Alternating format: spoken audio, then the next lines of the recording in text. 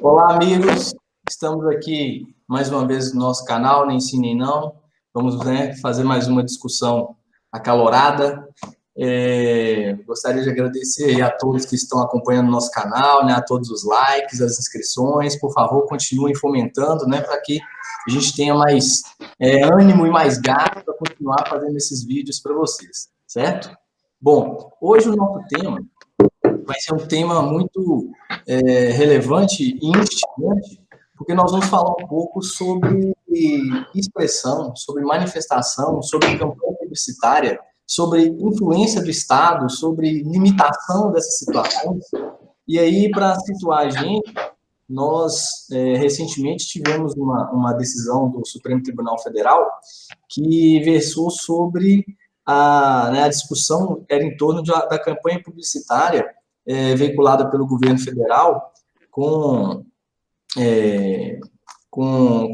trazendo informações que, em regra, contrariavam as informações, vou dizer, dos órgãos de saúde, dos órgãos sanitários. E aí, essa campanha ela foi alvo de uma ação judicial, uma DPF, uma arguição de descumprimento de preceito fundamental, e, inclusive, foi o ministro Roberto Barroso que decidiu liminarmente para suspender a veiculação dessa campanha. E é sobre isso que nós vamos conversar hoje um pouquinho. E aí eu já começo passando a palavra ao professor Igor e perguntando para ele, professor Igor, e aí, o que é isso, a DPF? Como é que funciona? O que aconteceu? E aí, pessoal, tudo bem? Já aproveitando aí a deixa de Dilson, nós vamos tratar um pouco dessa DPF, a Redução de Descumprimento de Preceito Fundamental. Ela se enquadra dentro do controle concentrado de constitucionalidade, ou seja, é uma ação que é promovida diretamente no STF para fazer o controle da constitucionalidade de certos atos. Conhecida como sendo uma ação com a característica residual, ela aparece quando o legitimado percebe um ato inconstitucional ou não compatível com a Constituição, já que pode ser uma situação de recepção ou não recepção também, e não é abarcado pela ação direta de inconstitucionalidade ou pela ação declaratória de constitucionalidade. Especificamente nesse caso, nós estamos realmente de uma situação que não seria abarcado por uma ação direta de inconstitucionalidade, uma vez que nós não conseguiríamos enquadrar uma campanha publicitária dentro dos parâmetros do 102, inciso 1º, a linha A da Constituição Federal. Um detalhe que chama a atenção é sobre a forma com que foi decidido essa DPF liminarmente pelo ministro Barroso. Haviam duas ADPFs, uma proposta pelo partido Rede de Sustentabilidade e outra por uma confederação de trabalhadores. E aí nós teríamos uma discussão a respeito da legitimidade à propositura.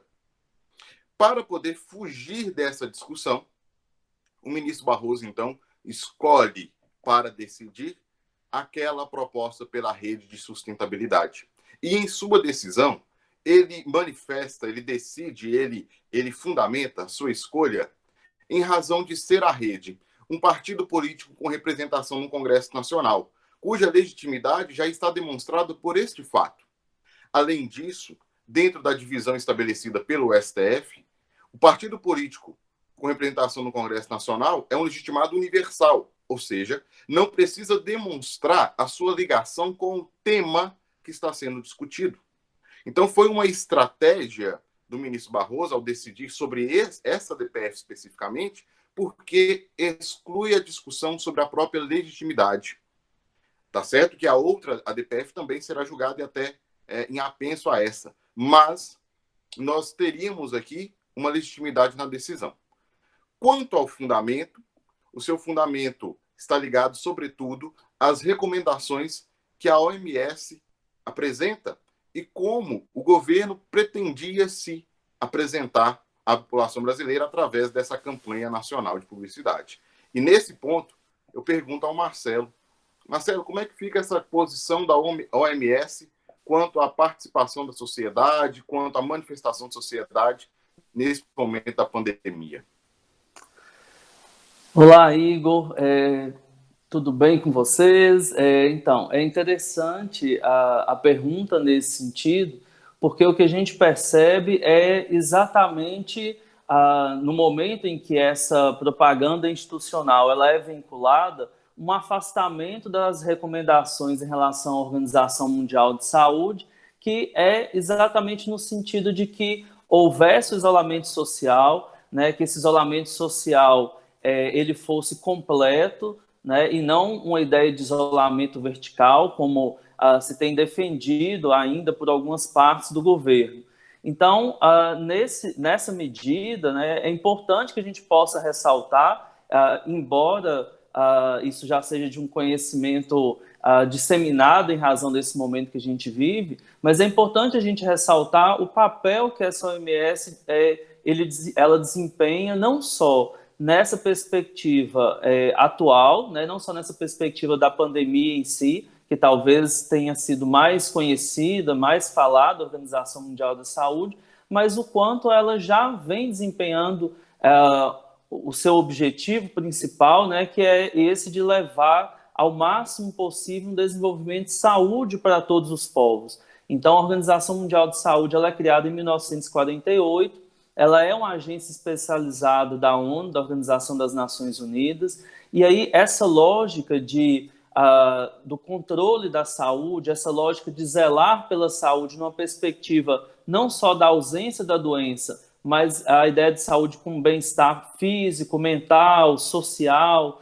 né? Ela já vem de um tempo. Na verdade, nós temos vários tratados internacionais que falam, que abordam essa questão da saúde, né? A ponto de chegarmos a falar de uma saúde global ou de uma saúde pública internacional. Então, quando a OMS, por meio dos estudos que foram sendo realizados, por meio até mesmo das experiências, né, que os países foram passando em torno da pandemia, quando a OMS ela determina essas recomendações em relação aos estados, ela não está fazendo isso, primeiro, sem legitimidade, depois ela também não está fazendo isso sem um prévio estudo, um prévio amparo, né, científico em relação ao que é falado. Então, a gente destaca a importância, primeiro, que essa organização tem, do ponto de vista da saúde mundial ou dessa saúde internacional. Depois, a gente destaca também a importância do que é vinculado pela Organização Mundial da Saúde. As informações, os estudos, são todos muito sérios. Então, é em relação a isso que a gente percebe cada vez mais um alinhamento, né, do nosso Poder Judiciário, do STF, em relação ao que a OMS vem trazendo. Então, a instituição que não apareceu ontem, né, que não veio, que não está dentro de um contexto global político com objetivo específico, ao contrário, né, a ideia da OMS é exatamente essa do cuidado com a saúde já há muito tempo. Então, é importante, né, mais uma vez, reforçarmos o papel que essa organização desempenha. E aí, dentro desse contexto, o que a gente percebe em relação à decisão do STF, né, essa decisão do Barroso de forma específica, é muito a ideia de que é necessária uma precaução em relação à pandemia, com base, inclusive, nesses dados que a OMS traz. E aí eu pergunto, né, para o professor Gilberto, como lidar com esse princípio aí da precaução, né, da prevenção, como que eles são colocados dentro dessa perspectiva da pandemia? Bom dia, estamos gravando de manhã, então bom dia a todos, né? E, bom, tema importante, né? Talvez disso dependa das nossas vidas. Então vamos lá. Na ementa dessa decisão que a gente tem comentado, professor Marcelo, e bom dia a todos também, né? Colegas, amigos do coração. No item 3 da ementa, vai estar lá escrito, né, pelo ministro Barroso: plausibilidade do direito alegado, proteção do direito à vida, à saúde e à informação da população. E aí ele cita os dispositivos constitucionais, né, artigo 5º caput, inciso 14, 23, não, desculpa, 33, e artigo 6º e artigo 169. Incidência, e aí, professor Marcelo, já adentrando, né, ao seu questionamento, incidência dos princípios da prevenção e da precaução. Menciona-se o artigo 225, que eu carinhosamente, conforme os alunos já sabem, eu chamo de 225. Mas agora eu tenho diversificado. Eu também chamo de Dudu 5, também chamo de Due Cinque, também chamo de dos 5, né? Então tá lá o 225, que determinam, né, tanto os princípios da prevenção e da precaução presentes no 225, determinam na forma da jurisprudência do Superior Tribunal Federal que, na dúvida quanto à adoção de medidas sanitárias, deve prevalecer a escolha que ofereça proteção mais ampla à saúde. Então, muito bem. Onde está no 225 exatamente o princípio ou os princípios, né, da prevenção e da precaução? Justamente na parte em que se cobra do poder público e da coletividade o dever de defender e preservar o meio ambiente, né? Então, eu costumo dizer lá na sala de aula que o caput do 225, ele é um pacto civilizatório, né? Ele garante a todos nós o direito ao meio ambiente ecologicamente equilibrado, então dá essa garantia. No nível constitucional, né? Primeira vez que isso acontece na história das nossas constituições, mas ao garantir esse direito, ele cobra de forma imediata, e ao dar elementos desse meio ambiente, né? Bem de uso comum do povo, essencial a sadia qualidade de vida, logo após garantir e apresentar elementos definidores, ele cobra do poder público e da coletividade o dever de defender e preservar. E é esse dever de defender e preservar, é desse dever de defender e preservar que surge, né, que se interpreta no nível constitucional a existência desses dois princípios, né, prevenção e precaução. A gente poderia caminhar pela Constituição e lá no espírito da Constituição, que está no título 1, né, dos princípios fundamentais, para a gente tentar tirar essa ideia do cerne da Constituição mesmo, né? Isso tem a ver com o fundamento da República, que prevê a dignidade da pessoa humana, um dos pilares, né, da nossa República, lá no artigo 1º, tem a ver com os objetivos da República, que é a construção de uma sociedade livre, justa e solidária, e solidário do latim significa inteira, né, sólida, solidariedade, e não somente para as gerações que está aqui, essa isonomia, essa solidariedade, ela tem essa perspectiva espacial de nós todos aqui agora, mas isso, segundo o próprio caput do 225, tem uma perspectiva temporal, ou seja, para as presentes e futuras gerações. E aí que é muito importante a gente entender o princípio da prevenção e precaução. Então, o que distingue a prevenção da precaução, tá?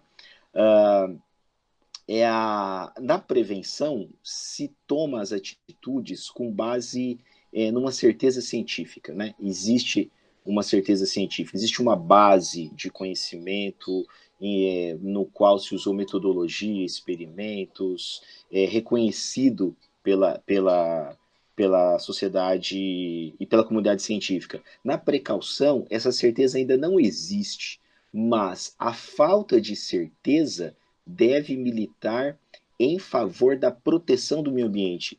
E o que se protege imediatamente aqui? A saúde, tudo bem, mas nós, né, e isso é uma perspectiva que às vezes a gente esquece, mas nós somos parte do meio ambiente, né? Os seres humanos. Não existe um meio ambiente em nós. Não, nós somos o meio ambiente também. Então, às vezes, fazendo simplificando, né, o princípio da prevenção, aliás, em relação ao princípio da precaução, é que nem o sinal amarelo do semáforo, né? O sinal amarelo é cuidado, não vá. Na dúvida, não ultrapasse o sinal amarelo. E a gente acaba normalmente passando, e parece que é isso que tem acontecido aqui no Brasil. Na dúvida a gente faz, na dúvida abre o comércio. Não, Na dúvida, não faça. É isso que quer dizer o princípio da prevenção, que juntamente com o da precaução está presente lá no caput do artigo 225, certo? A gente poderia falar mais sobre a questão ambiental, a questão do vírus, né? Interpretar aí na legislação ambiental qual a condição deles. Se a gente for no meio ambiente do trabalho, o vírus é considerado um agente insalubre, né? Biológico, né, de natureza biológica. Então a gente poderia falar muita coisa, mas vamos adiante com os questionamentos do nosso colega, até porque o direito ambiental é a soma de todos os direitos, né? Mas eu pergunto aí para o professor Yuri. Professor Yuri, nesse contexto que nós estamos vivendo, qual tem sido o posicionamento do nosso capitão? Hein? Como avaliar o posicionamento do capitão face a isso tudo que nós estamos discutindo? Pois é, Gilberto, aproveito aí para agradecer mais uma vez a participação no canal, Nem Sim Nem Não, com esses colegas e amigos queridos, e debatendo temas de grande relevância, de grande importância. Bom, vamos analisar aqui a posição do Executivo, né, a posição do chefe do Poder Executivo, do Presidente da República, que tomou a decisão no sentido de liberar essa publicidade, né, de liberar esse tipo de propaganda. O Brasil não pode parar diante de uma pandemia. E aí vem o ministro Barroso com vários argumentos, e, a meu ver, ele coloca de maneira acertada uma análise com relação ao próprio ato praticado, de que não seria um ato discricionário do presidente. Para ser discricionário, seria necessário que o presidente ele tivesse pelo menos duas opções válidas, duas opções de acordo com o interesse público. E não é o caso. Tudo bem, nós podemos até ter uma linha científica ou uma corrente que defenda o chamado isolamento vertical, mas a linha majoritária, a linha que vem sendo utilizada como parâmetro e é a maioria, é a recomendação da Organização Mundial de Saúde, é a recomendação dos principais estudiosos da área e das referências nesse tipo de situação, nesse tipo de análise, é no sentido de que o recomendado é exatamente o isolamento horizontal, isolamento geral. E aí, o governo, e vamos lembrar, gente, o presidente ele não pode atuar como indivíduo. Ele não ele tem que atuar como chefe do Poder Executivo. Ele tem que atuar como governo. Então, como governo, ele não pode tomar uma decisão contrária ao interesse público, contrária ao bem da sociedade, ao bem coletivo. E aí o ministro Barroso coloca de forma muito clara essa situação, dizendo que, nesse caso, não havia discricionariedade. O presidente estaria vinculado a uma situação bem evidente, demonstrada e recomendada de caráter mundial. Não é uma discussão nem local, uma discussão e um direcionamento mundial. Além disso, chama atenção a um outro ponto, né? Além dessa questão aí, que a meu ver foi bem acertada, né, pelo ministro Barroso, chama atenção a outro ponto. Ao divulgar como propaganda, como uma publicidade, nós temos que lembrar do próprio princípio da publicidade, previsto na Constituição Federal, no artigo 37, é um dos princípios da administração pública, que vincula a administração pública brasileira. E esse princípio diz que os atos da administração, os atos de publicidade, eles devem estar sempre direcionados pelo caráter informativo, educativo ou de orientação social. Então, gente, qualquer forma de publicidade realizada pelo governo, pela administração pública, seja ela federal, estadual ou municipal, precisa estar de acordo com estas bases: caráter informativo, de orientação e educativo. E aí vem o ponto. Essa publicidade, né, que conclama as pessoas a voltar a trabalhar, voltar à atividade no meio de uma pandemia mundial, ela está conforme ao princípio da publicidade? Ela atende à ideia de caráter informativo, de orientação, de educação? Pelo contrário, né? Pelo contrário, ela está desinformando, ela está confundindo as orientações técnicas, as orientações específicas da área da saúde, ela está desorientando a população.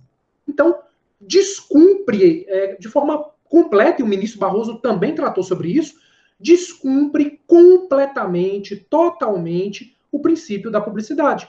Há aí uma completa não observância de um princípio que vincula todo agente público, inclusive o presidente da República, e que ele não pode desviar ou ter condutas e atos contrários a esses princípios que regem a nossa administração.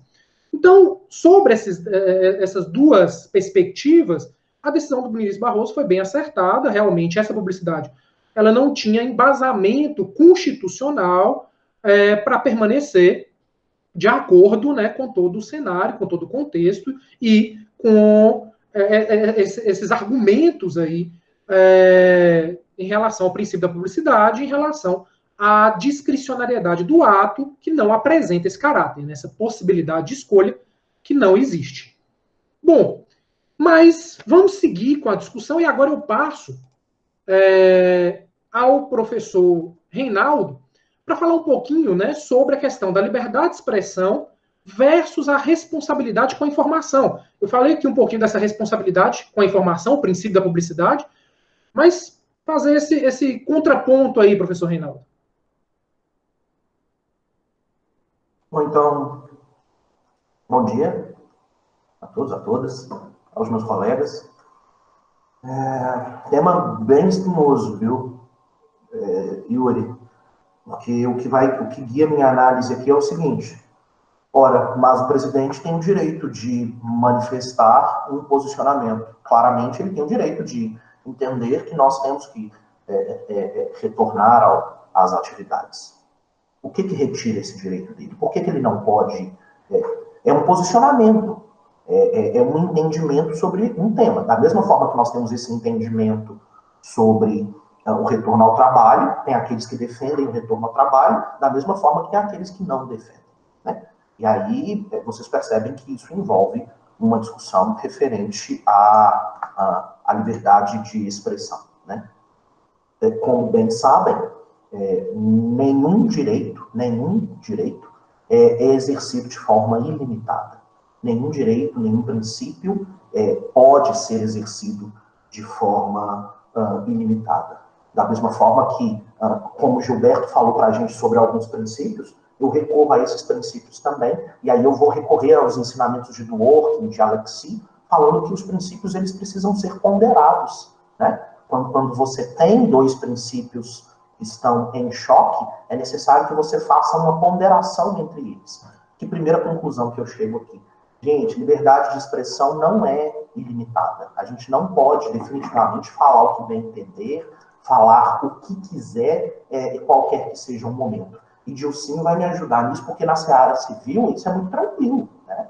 A partir do momento que você causa um determinado dano com o exercício do direito, cria-se a responsabilidade de ressarcir, de indenizar quanto àquele dano. Mas eu queria propor que a discussão é um pouco mais profunda do que meramente o acontecimento do dano. Porque aqui a gente percebe uma discussão quando a liberdade de expressão tem-se a possibilidade de prejudicar uma sociedade. Ou seja, quando um sujeito vai até o espaço público, né, e defende uma determinada ideia que nós acreditamos que essa ideia vai prejudicar a coletividade. Surge o seguinte questionamento: o que a gente faz? A gente proíbe essa ideia ou não? Essa é a discussão que eu acho que é extremamente interessante aqui nessa nossa conversa. O que fazer quando o indivíduo pretende exercer a liberdade de expressão dele, mas você percebe que esse exercício vai prejudicar os outros? Perfeito? Por um lado, eu posso autorizar o exercício da liberdade de expressão, ou seja, deixe ele falar. Por outro lado, nós podemos proibir o exercício dessa liberdade. E aí a gente vira e fala: não, você não vai ficar falando isso no nosso corpo social, não. Eu lembro, invariavelmente eu lembro aqui de dois posicionamentos que podem nos ajudar. que, por um lado, você tem a concepção norte-americana, o posicionamento da Suprema Corte norte-americana, e, por outro lado, você tem o posicionamento do Tribunal Federal Constitucional alemão, né? Quando você pega o posicionamento norte-americano, qual que é a principal defesa deles? Deixa falar o que quiser. Tá? Nos Estados Unidos, tem-se geralmente, adota-se a postura de um exercício pleno dessa liberdade de expressão. Em alguns momentos, a Suprema Corte vai virar e vai falar que não, principalmente quando acontece um discurso de ódio, mas, via de regra, a ideia da Suprema Corte norte-americana é deixa falar. Tá? Por outro lado, você tem a Alemanha, o Tribunal Federal, em que ele tem uma posição mais restritiva. Ele vira e fala, não é tudo que pode ser dito. Muitas vezes nós vamos proibir certos discursos. Onde que o Brasil se posiciona? E aí a decisão do ministro só reafirma, professor Igor, um histórico que nós estávamos adotando desde aquele julgamento do HC 82424, por exemplo, caso Hellwanger. O Supremo reafirma uma certa proximidade do entendimento alemão, do posicionamento alemão. De que posicionamento que é esse? Não é tudo que pode ser dito. Inclusive pela administração pública, Yuri. Não é tudo que pode ser dito, porque existe uma responsabilidade dessa administração, e mais do que isso, a liberdade de expressão ela não pode ser utilizada de forma irrestrita. Perfeito? Eu acredito que é uma decisão, na leitura que fiz, é uma decisão acertada, é uma decisão que acompanha, eu acredito que um posicionamento de vanguarda, mas a gente ainda tem que se debruçar sobre isso, porque esse não é um tema tranquilo, né? Vocês percebem que é um tema que incomoda em grande parte. Falar de liberdade de expressão é algo espinhoso, de certa forma. Mas eu queria, em última medida, ouvir o meu colega Gilson, também sobre a liberdade de expressão. Gilson, que análise que você faz sobre esses limites aí? Nos ajuda com a sociologia um pouco. Bom dia, meus colegas, caríssimos, digníssimos, queridíssimos, estou morrendo de saudade de vocês, o contato físico, né? É claro que esse contato online está sempre acontecendo, mas a nossa proximidade física, de fato, faz falta. Mas vamos nos resguardar em casa, e em relação a esse tema muito importante, eu quero observar o seguinte: eu quero avaliar, na perspectiva aí da liberdade de expressão, no que tange a atuação do próprio governo federal, dizer algo inerente ao processo decisório do governo. O que nós temos? Quando se estabelece um governo, nós sabemos que o presidente, o líder do executivo, no caso o presidente, avaliando a União, ou o governador, na perspectiva das unidades da federação, o prefeito, etc., o líder do governo, ele não tem, o chefe do executivo, ele não tem a prerrogativa de tomar decisão isolada, decisão sozinho, unilateral. É por isso que se monta um governo, e é por isso que o governo, o executivo, ele é subdividido em ministérios ou secretarias. No caso do governo federal, em ministérios. Qual é a essência disso? Está no fato de se reconhecer no chefe do executivo a impossibilidade de ter conhecimento sobre todas as áreas. Se pensa o seguinte, olha, a pessoa que vai tomar a decisão, ele não sabe de tudo, e isso é humano, isso é palatável, é inteligível, correto? Observando isso, se tem, então, a divisão dos ministérios para que o Estado confie em técnicos em áreas específicas, a assessoria, o estabelecimento de projetos técnicos e etc. Então, está na essência de qualquer governo a confiança do líder, do chefe do executivo, nos seus ministros ou nos seus secretários, por exemplo. Parte do pressuposto de que cada ministro é competente o suficiente na sua área para propor alternativas, para propor solução. No caso do Brasil, nós percebemos que o Ministério da Saúde tem uma visão muito clara, vinculada às avaliações da OMS, que o professor Marcelo nos lembrou aqui, diz respeito a posições técnicas, embasadas cientificamente, etc. Por outro lado, nós temos o presidente da República que não concorda com esses posicionamentos técnicos sugeridos pela OMS e abarcados pelo próprio Ministério da Saúde do Brasil. Ocorre, então, um choque de avaliações decisórias.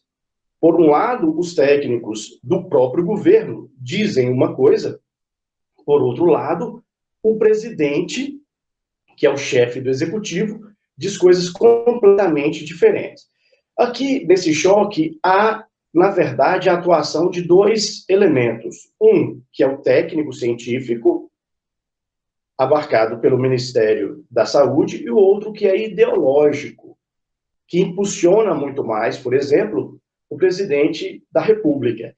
Então, entra o STF no jogo. Um partido político sugere uma ação contra um ato do governo, que seria uma medida publicitária, conclamando as pessoas a retomarem o trabalho, e etc.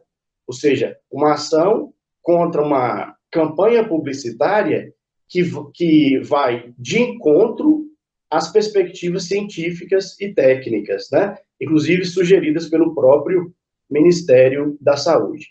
Então, eu queria chamar a atenção para o seguinte fato, de que o Supremo Tribunal Federal, nesse aspecto, ele apenas cumpre um papel amplamente democrático, que é de revisar uma ação do governo federal, inclusive observando uma crise interna do próprio governo.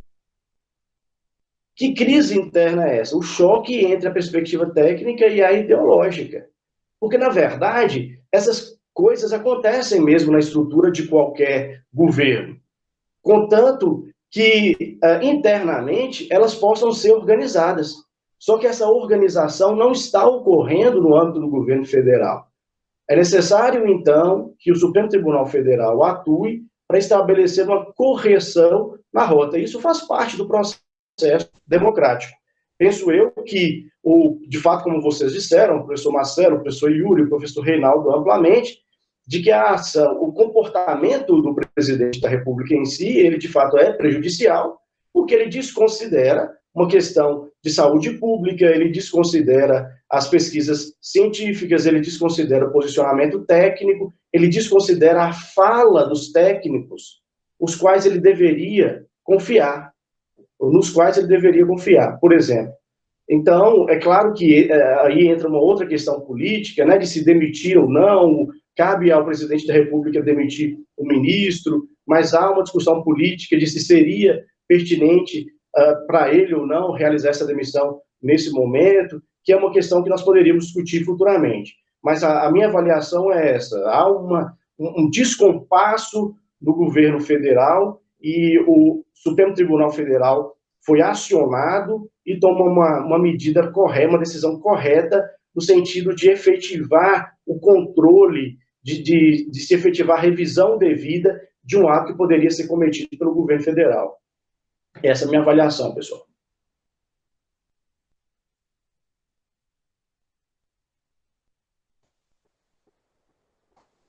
Ô, Gilson, me permita aqui. Claro. Só um questionamento e um incômodo que eu tenho, e talvez seja puxar uma discussão aí para um outro momento. Você falou que é comum que aconteçam discussões internas aos governos. É comum que esses embates aconteçam. Mas, especialmente nesse momento de pandemia que nós estamos vivendo, queria propor para você uma discussão. Você não percebe que, em certos momentos, a crise se faz regra no formato de atuação desse governo especificamente? Você lembra, nos últimos tempos, algum momento que nós não vivenciamos uma crise? É o primeiro questionamento que eu faço para você. Segundo, que tranquilidade que a gente tem para atravessar esse momento de pandemia, meu caro? Exatamente, Rei. Quando eu digo que é comum, é no sentido de que, é claro que no interior do governo você tem tensões. Tensões entre o Ministério da Saúde e o Ministério da Economia, tensões entre o Ministério das Relações Internacionais e o Ministério da Cidadania, por exemplo. Isso é absolutamente comum. Agora, o que não é comum, de fato? Não é comum que essas tensões sejam tão evidentes o tempo inteiro para a população. É comum também que essas tensões elas sejam diluídas no interior do próprio governo, do processo de tomada de decisão, e que elas não sejam tão aparentes assim para a sociedade. Ou seja, que essas discussões de tensões inerentes à democracia, que elas, em algum momento, se vinculem a um consenso no próprio governo, e a partir desse consenso, o governo estabeleça as suas regras. Eu estou dizendo, por exemplo, em um estágio normal, seria comum dois aspectos. Ou o governo demite o ministro da Saúde, dizendo, olha, você não faz parte, você não concorda com os posicionamentos ideológicos do governo, logo não faz sentido que você esteja aqui, nós vamos contratar um ministro que esteja de acordo com os nossos posicionamentos para que haja um mínimo de coesão no governo. Primeiro, esse ponto. Ou, segundo, bem, eu como presidente, não concordo com o posicionamento do ministro, do Ministério da Saúde, mas eu confio nos técnicos do Ministério da Saúde, então eu vou chancelar, a despeito de não concordar, mas eu vou chancelar o posicionamento do Ministério da Saúde, no qual eu tenho perfeita confiança. Esse seria o caminho convencional, o caminho normal. Mas como você bem disse, desde o início desse governo, essa não é a regra. A regra é exatamente isso que nós estamos vendo. A regra é a confusão de informações, a regra é ver algum técnico falar, ouvir um técnico falar alguma coisa, e depois aquilo que foi dito ser desdito ou ser desmentido, e se estabelece isso, até mesmo o desencontro de informações. Essa é, de fato, a regra, o que gera constantes crises. Agora, qual é a diferença das crises anteriores em relação à informação neste governo que nós tivemos em relação a essa crise em específico? A diferença é que nessa crise, o desencontro de informações leva ao óbito, leva à morte de pessoas. E aí está o maior grau de responsabilidade em relação aos agentes públicos, ao que o presidente da República fala, por exemplo, que vocês mencionaram anteriormente. Não é plausível que o presidente da República fale apenas aquilo que ele pense, aquilo que ele acha ser verdade. O presidente da República tem que tomar cuidado com as palavras, porque ele deve saber que aquilo que ele fala tem repercussão. As pessoas o seguem, as pessoas orientam suas ações com base no comportamento e no discurso do próprio presidente da República. O que você acha, Rei, sobre isso? E aí você pode encerrar para a gente, que nós já extrapolamos bastante o tempo aqui, eu imagino. Para variar, né? Eu fico pensando, eu fico preocupado se a crise não se faz regra. Eu tenho muito receio da crise se fazer regra. Eu acho que o país tem que funcionar. Mais importante do que isso, primeira coisa, a gente tem que respeitar é o presidente da República. Foi eleito, tá? Primeira coisa, o país tem que funcionar com esse presidente. O jogo democrático funciona dessa forma, mas o momento é muito sério. E aí talvez seja um momento para uma outra discussão, né? Para as nossas eternas discussões políticas aí. Mas acho muito bacana a análise que o pessoal faz, cada um tema aí, sobre a ideia da liberdade de expressão e até onde que ela vai. E aí eu devolvo aí para o nosso civilista oficial, Gilcinho. Não, então, só para agradecer bastante a participação de todos, tá? Penso que essas discussões vão ser enriquecedoras, né? Vão dar subsídio para que as pessoas comecem a fazer suas próprias formulações, né? Seus próprios entendimentos, e agradecer demais. E é isso. Bom dia para nós aí. Fiquem em casa. Fiquem em casa. Até mais. Até mais. Fiquem em casa.